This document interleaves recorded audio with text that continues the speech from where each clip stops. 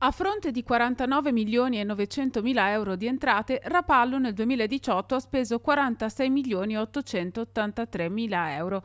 L'avanzo di competenza ammonta dunque a 3 milioni e 17 mila euro.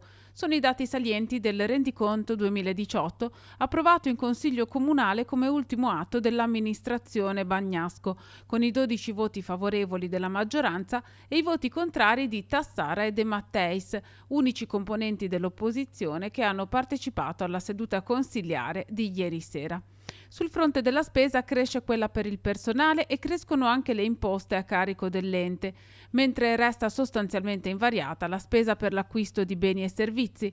Fra le voci di spesa più consistenti primeggia quella per i rifiuti con oltre 6 milioni e 300 mila euro, seguita dai servizi sociosanitari, dal turismo, dall'ordine pubblico e dall'istruzione.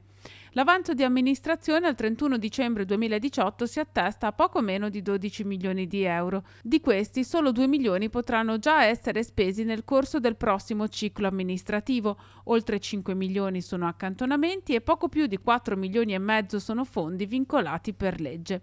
Il documento contabile approvato dal Consiglio Comunale ha proposto anche il quadro di insieme dei bilanci dal 2013 ad oggi. Negli ultimi 5 anni, cifra alla mano, sono cresciute sia le riscossioni che i pagamenti. Sono rimasti sostanzialmente invariati i residui attivi, mentre i residui passivi sono stati sostanzialmente dimezzati. Anche l'avanzo di amministrazione risulta praticamente la metà di quello del 2013. La seduta si è conclusa alle 23:30 e l'assemblea si è sciolta con tanto di brindisi finale.